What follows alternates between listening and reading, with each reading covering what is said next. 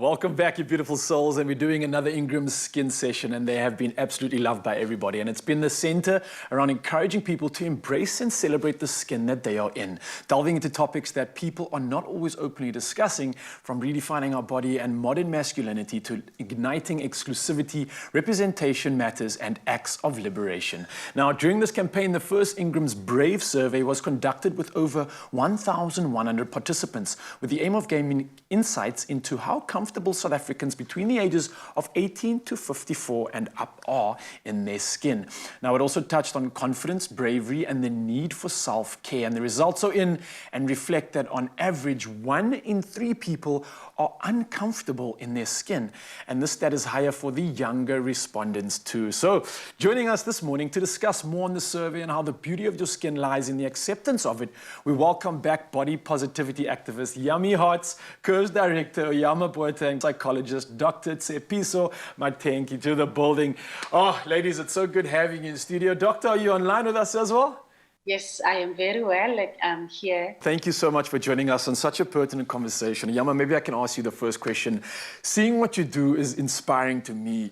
Looking at your posts online, I love what you're doing. The energy is there. But more importantly, it's raw, it's authentic, and it's real. And for me, that goes so far against the mold of what you're constantly seeing online. We're seeing so many edited pictures. We're seeing so much photoshopping and retouching done. It's almost putting this added pressure on society to kind of just be perfect. And I mean, the pressure is on right now when it comes to our appearance. You, however, are doing something different. You're using your social media channels and your platform for something different. But how exactly are you expressing yourself and doing something so good right now in this space? Well, first of all, thank you so much for having me back. And the compliments, I appreciate it. It's deserved, of course. Thank you. I think for me, what's been the most important thing that I've done online is, I always say in my interviews, I go in online to be myself. The biggest thing has been curating content, firstly for myself and not for anyone else, because in that way, I get to show my true authentic self, but it's also what I consume. So I always tell my audience that you have the power to decide how your experience is online, you know, and follow people that are not adding positive experiences to you, the way you feel about yourself. I mean, really, the added bonus is the fact that people get to say, you know, today I wore a skirt because of the post that you posted, you know. Something so empowering that you're just living your life and getting such positive message has been a journey and a wonderful one at that. Maybe I could ask you this question. Look, and the survey for me is showing some incredible stats and some very, very shocking ones too. And the survey cited rude and insensitive people, as well as the comparison to and the judgment of others as the biggest reasons that impact our self-confidence and mental health. And in particular, 39% of the age group of 18 to 24-year-olds are surprisingly nearly half of over 45-year-olds too. Now, Dr. Tshepiso, how can we not allow this to affect our self-esteem?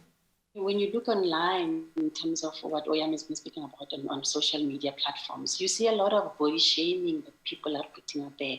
But campaigns like this one that Ingram is running is about making people aware that you are on a journey of personal discovery, personal mastery towards working towards the best version of yourself. And you need to be able to cultivate what that looks like for you, but also be mindful of how you can sabotage yourself. Because when you internalize the negative messages that other people are saying to you, whether it's on social media or it's the way you were brought up with specific people in your life, then they become part of what erodes your ability to become the best version of you. Notice your internal self-talk, be aware, and then look at what are the things that you're saying yourself and where you need to start changing or stopping those types of thoughts and interrupting them.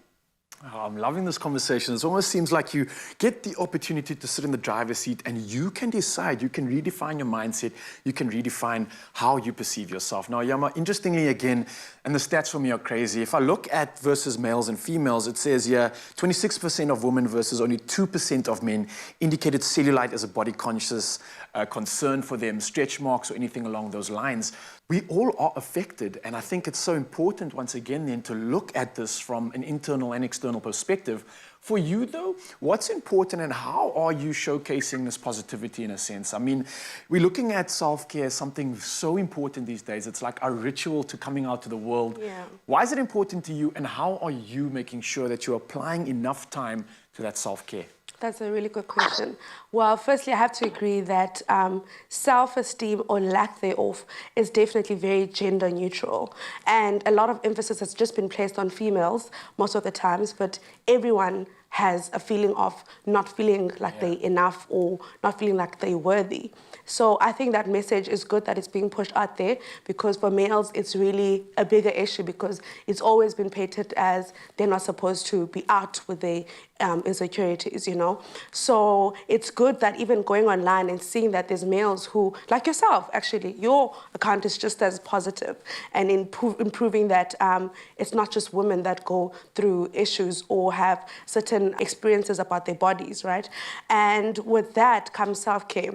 When you think about, for example, body positivity, it's firstly about seeing yourself in a positive light, and also society seeing yourself and your body in a positive light. But I always say that starts with you. Yeah. If you dress well, you smell good, you take care of yourself, what that means, you affirm yourself. We see it in your smile, we see it in the way you dress, we see it in your glowing skin because you use Ingrams.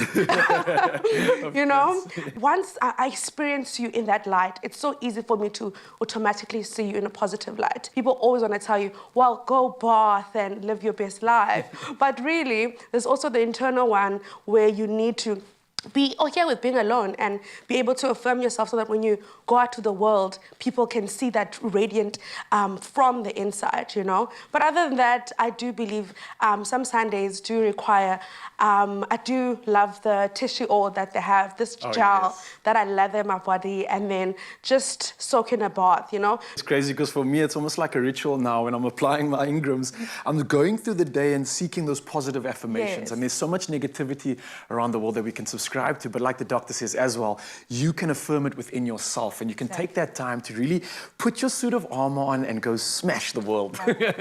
Doc, let me ask you this one. While many respondents on the survey felt, though, that they had enough time for self-care, the percentage of those who said they didn't have time was 42%. Now, this is quite a high number, but what advice do you have for viewers about the importance of making time for self-care? And also maybe you could share a few tips on how to include it, even in maybe just the small ways.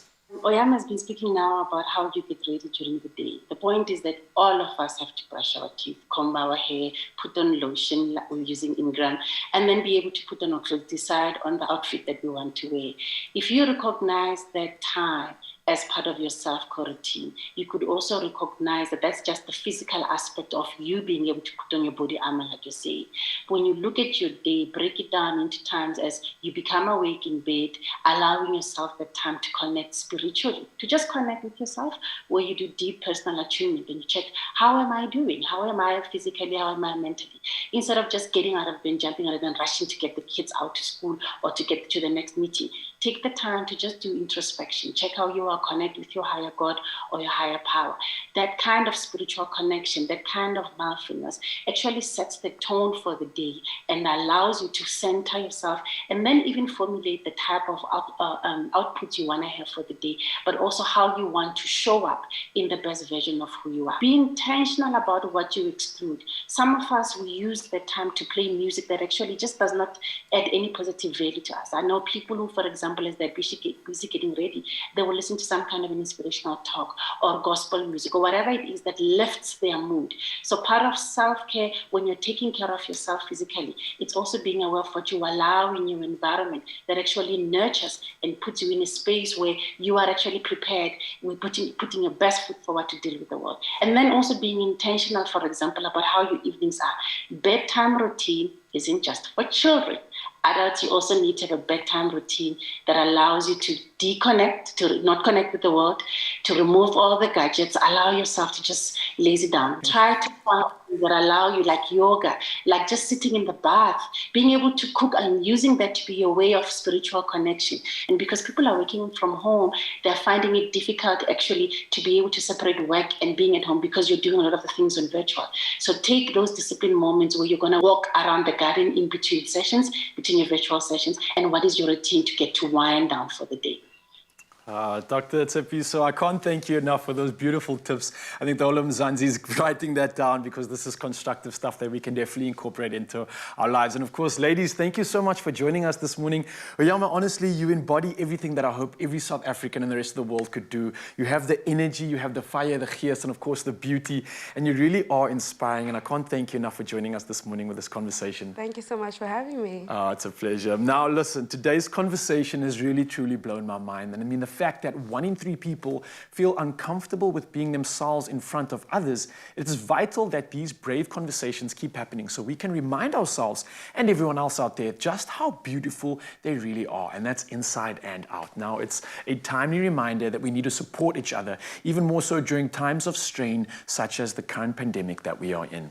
So join the brave conversation and tell us how you own your skin and wear it bravely. Now, reply to the competition post on the Expresso Facebook, Twitter, or Instagram page with the hashtag #YourSkinYourBrave, and you can stand a chance to win 1,000 Rand in vouchers with Ingrams. Now, this week's competition closes on Friday, the 10th of September at midday, and your T's and C's can be found on expressoshow.com. Hurry up. What are you waiting for?